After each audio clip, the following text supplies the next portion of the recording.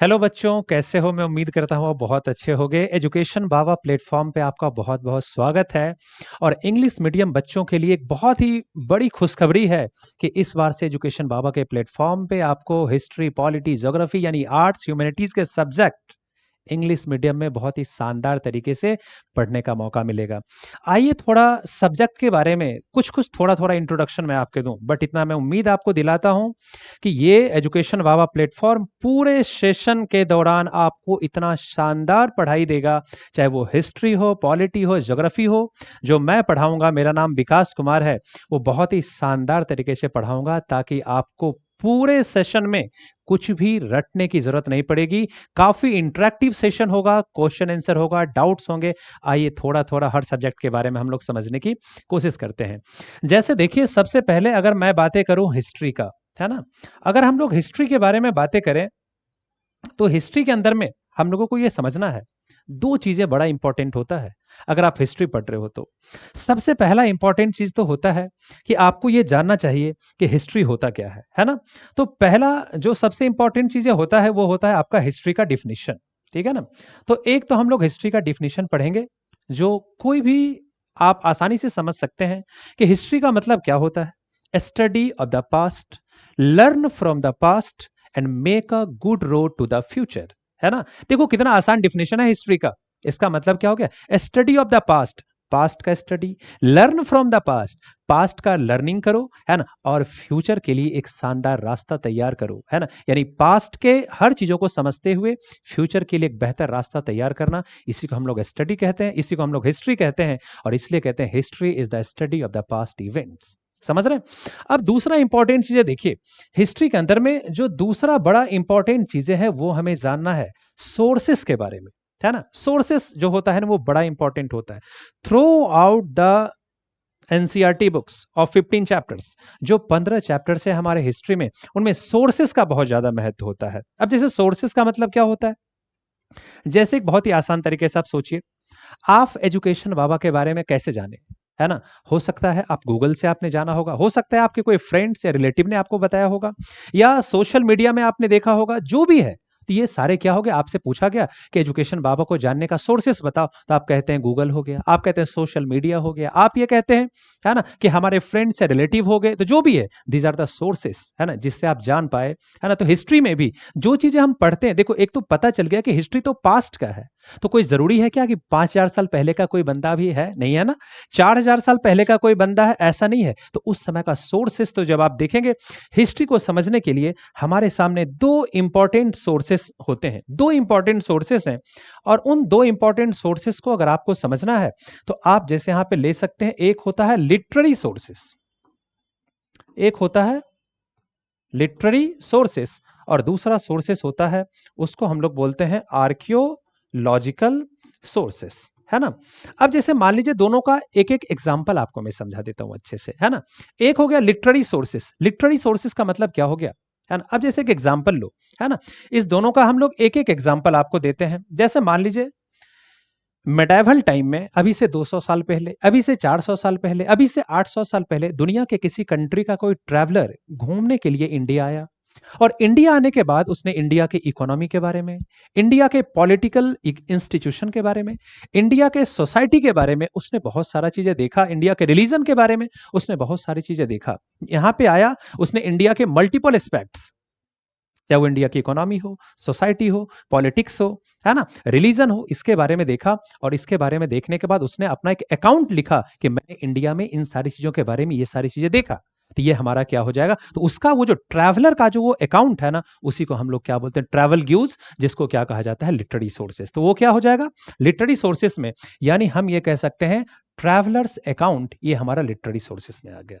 अब दूसरा देखिए, ये आपका आर्कियोलॉजिकल सोर्सेस क्या हो गया, है ना? अब जैसे एक एग्जांपल ले लीजिए, अभी से 5,000 साल पहले का, 4,000 साल पहले का, 3,000 साल पहले का, है ना, या कुछ हजार साल पहले का कोई बिल्डिंग होगा, कोई मॉन्यूमेंट्स होगा, या कोई भी चीजें हो, कोई टेम्पल्स होगा, है ना? वो उतना हजारों साल पहले का चीजें तो होगा नहीं। अब मान लीजिए वो गिर गया, जमीन के अंदर चला गया, है कि नहीं।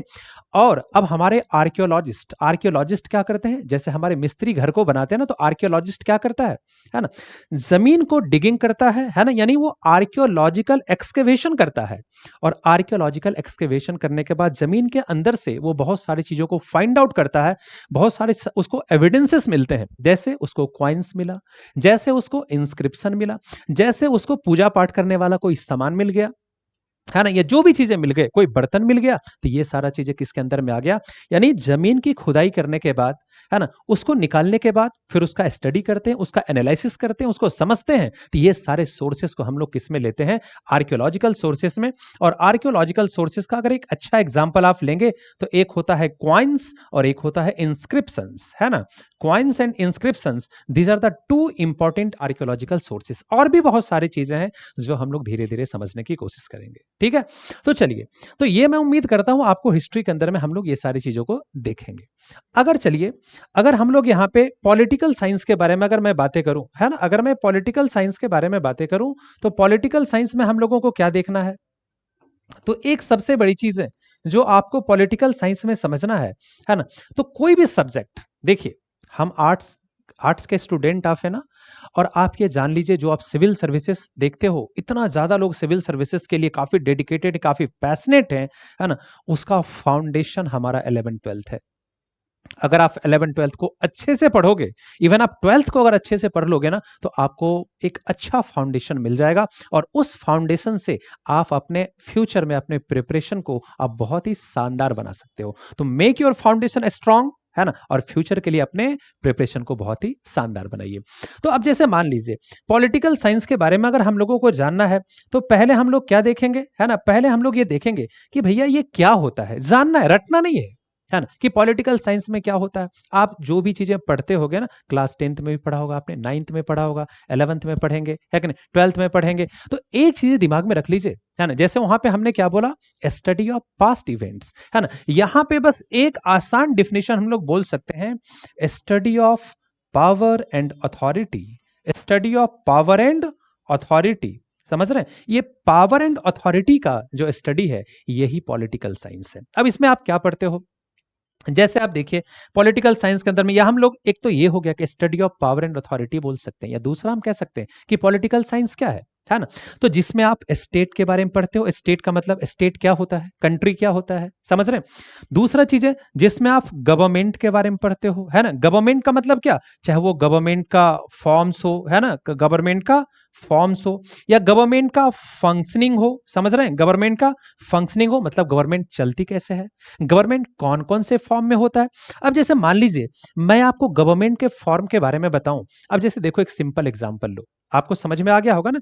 एक डिफिनेशन ये है, दूसरा डिफिनेशन का मतलब हो गया जिसमें हम स्टेट गवर्नमेंट के बारे में पढ़ते हैं, वो भी पॉलिटिकल साइंस है ना। अब जैसे एक एग्जांपल मैंने दिया कि जैसे मान लो गवर्नमेंट के बारे में, तो मैंने क्या बोला, forms and functions of the government. Government के बारे में क्या पढ़ना है, तो forms and functions of the government. तो फॉर्म्स का मतलब, जैसे एक एग्जांपल आपको देता हूं, जैसे इंडिया में आप हो ना, तो लोग कहते हैं India has a parliamentary form of government, है ना। और अमेरिका में जब आप देखेंगे जाएंगे तो कहा जाता है America has a presidential form of government, मतलब इंडिया में पार्लियामेंट्री, अमेरिका में प्रेसिडेंशियल। अब इन दोनों में क्या डिफरेंस है, इसको बहुत ही शानदार तरीके से हम लोग क्लासेस में समझेंगे। एक आसान डिफिनेशन से अगर मैं समझा दूं, तो अगर जैसे मान लीजिए इंडिया में आप हो ना, है ना, अगर जैसे मान लीजिए कि अगर हम लोग इंडिया के बारे में बातें करें, किसके बारे में, इंडिया के बारे में बातें करें, तो आप देखना इंडिया में जो हेड ऑफ स्टेट है, हेड ऑफ स्टेट और हेड ऑफ गवर्नमेंट, आप देखना हमारे इंडिया में जो ऊपर बॉस होता है ना, वो प्रेसिडेंट होता है, और हेड ऑफ गवर्नमेंट हमारे इंडिया में प्राइम मिनिस्टर होते हैं।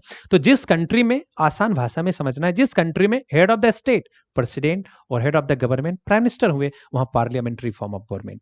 अमेरिका में जाओगे, वहां सिर्फ प्रेसिडेंट होता है, there is no prime minister in America, है ना। तो head of the state is also president, head of government is also president, तो उसको बोलते हैं हम लोग प्रेसिडेंशियल फॉर्म ऑफ गवर्नमेंट, ठीक है ना। तो ये सारा चीजें इसके बारे में जो हमें बताएगा, है ना, वही पॉलिटिकल साइंस है। क्लास 12th के पॉलिटी में जब आप आएंगे तो आपको इंडियन और वर्ल्ड पॉलिटी पढ़ना पड़ेगा। इंडियन पॉलिटी मतलब देश की आजादी से लेके, है ना? और देश की आज़ादी के बाद फिर क्या-क्या हुआ, देश की इकोनॉमी के बारे में, पॉलिटिकल चेंजेस क्या-क्या हुए, बहुत सारी चीज़ों के बारे में जानना है। जब आप वर्ल्ड पॉलिटी में चलेंगे, तो आप देखेंगे उसमें कोल्ड वॉर हो गया, दुनिया में पहले कभी एक कंट्री यूएसएसआर हुआ करता था, ग्लोबलाइजेशन क्या होता है, यूनाइटेड नेशन क्या होता है, बहुत सारी इंपॉर्टेंट चीज़ों के बारे में पढ़ोगे और बहुत ही शानदार तरीके से आपको बताएँगे। मैं आपको ये प्रॉमिस करता हूँ कि पूरा सेशन आप बहुत ही अच्छे से समझोगे, रटने की कोई ज़रूरत नहीं है। बहुत शानदार फाउंडेशन आपका हो जाएगा। तो ये हमारे क्या हो गए बेसिक चीज़ें किसके बारे में? पॉलिटिकल साइंस के बारे में। अब जैसे मान लीजिए कि हम लोग यहाँ पे स्टडी अगर करते हैं ज्योग्राफी के बारे में, है ना? ज्योग्राफी के बारे में अगर हम लोग देखेंगे, तो अब देखो जैसे आप 12th में देखोगे, है ना? अक्सर कई बार ऐसा होता है, इसमें थोड़ा-सा मैप का रोल ज़्यादा होता है, ठीक है कि नहीं? लेकिन जब हम लोग ज्योग्राफी में तो एक बात आप जान लीजिए, जैसे हिस्ट्री में हमारे 3 बुक्स हैं, पॉलिटी में हमारे 2 बुक्स हैं, है ना? हिस्ट्री में जो 3 बुक्स हैं वो एंशिएंट, मिडेवल, मॉडर्न है ना? पॉलिटी में आपका, है ना? वो क्या है? एक है politics in India since independence और दूसरे बुक का नाम है कंटेम्पररी वर्ल्ड पॉलिटिक्स जिसमें वर्ल्ड के बारे में पढ़ना है, दूसरे में इंडिया के बारे में पढ़ना है। अगर आप इसमें आप ज्योग्राफी के अंदर में आप आओगे, तो ज्योग्राफी के अंदर में भी आप देखोगे, हम लोग यहाँ पे पढ़ेंगे इंडियन ज्योग्राफी के बारे में, है ना? वर्ल्ड ज्योग्राफी के बारे में। अब जैसे दोनों का मैं छोटा-छोटा एक एग्जांपल दे देता हूँ, है ना? कि हमें दोनों में क्या पढ़ना है, किस चीज़ों को हमें समझने की कोशिश करना है दोनों ज्योग्राफी में। अब जैसे मान लीजिए कि हम लोग चलते हैं इंडियन ज्योग्राफी में, है ना? अगर मान लो इंडियन ज्योग्राफी का फर्स्ट चैप्टर आप पढ़ोगे, है ना? तो उसमें आपको इंडिया का पॉपुलेशन ग्रोथ यानी इंडिया की ये इंडियन ज्योग्राफी है ना, तो इंडिया का पॉपुलेशन के बारे में आप देखोगे, ठीक है कि नहीं? इस पॉपुलेशन ग्रोथ के बारे में पढ़ोगे, है ना? पॉपुलेशन डेंसिटी के बारे में पढ़ोगे, पॉपुलेशन डिस्ट्रीब्यूशन के बारे में पढ़ोगे, है ना? ये सारा चीजें। और जब वर्ल्ड में जाओगे, तो वर्ल्ड में भी क्या होगा? वर्ल्ड का भी पॉपुलेशन जानना है ना? वर्ल्ड का पॉपुलेशन ग्रोथ हो गया, वर्ल्ड का पॉपुलेशन डेंसिटी हो गया, वर्ल्ड का पॉपुलेशन डिस्ट्रीब्यूशन हो गया और बहुत सारे चैप्टर्स है ना? जैसे एक एग्जांपल देख लो। अगर मान लीजिए आप मैं आपको करंट का भी एग्जांपल दूंगा, ठीक है कि नहीं? जैसे नॉर्थ और साउथ इंडिया का एग्जांपल लेंगे, तो साउथ इंडिया का पॉपुलेशन ग्रोथ जो होता है ना, वो थोड़ा स्लो रहा है, कम रहा है। नॉर्थ इंडिया का पॉपुलेशन ग्रोथ थोड़ा ज़्यादा रहा है। तभी आप देखते होंगे हमारे इंडिया में सेंसस के बारे में चर्चा हो रहा है ना, तो साउथ में डिबेट चला हुआ है कि इसमें हमारे यहाँ तो पॉपुलेशन धीरे-धीरे बढ़ा है, तो कहीं ऐसा ना हो कि जब अभी हमारे यहाँ पे लोकसभा का सीट का डिमार्केशन हो, तो कहीं हमारे यहाँ सीट कम ना हो जाए और नॉर्थ इंडिया को ज़्यादा सीट ना मिल जाए। ये आप ऐसे नहीं समझ पाएँगे जब मैं आपको बताऊँगा। तो जैसे आप देखो पॉपुलेशन ग्रोथ तो यहाँ पे ज्यादा है नॉर्थ की तरफ, साउथ की तरफ कम है। डिस्ट्रीब्यूशन में ही देख लो, है ना? आपको पता चलेगा किसी राज्य में बहुत ज्यादा पॉपुलेशन है, किसी राज्य में कम पॉपुलेशन है, किसी है ना शहरों में ज्यादा पॉपुलेशन है, किसी शहरों में कम है, ठीक है कि नहीं? तो ये सारा डेंसिटी में देखोगे, है ना? दिल्ली के अंदर में चले जाओ तो इंडिया में आपको सबसे ज्यादा पॉपुलेशन डेंसिटी दिखाई देगा, है कि नहीं? किसी अरुणाचल प्रदेश में चले जाओ तो वहां पे पर किलोमीटर स्क्वायर में कम लोग रह रहे हैं। अब जैसे मान लीजिए एक बेंच आपने ले लिया, है ना? एक बेंच पे किसी जगह पे 4 लोग बैठ रहे हैं और दूसरे जगह उसी बेंच पे 8 लोग बैठ रहे हैं, तो बेंच का साइज तो सेम ही है।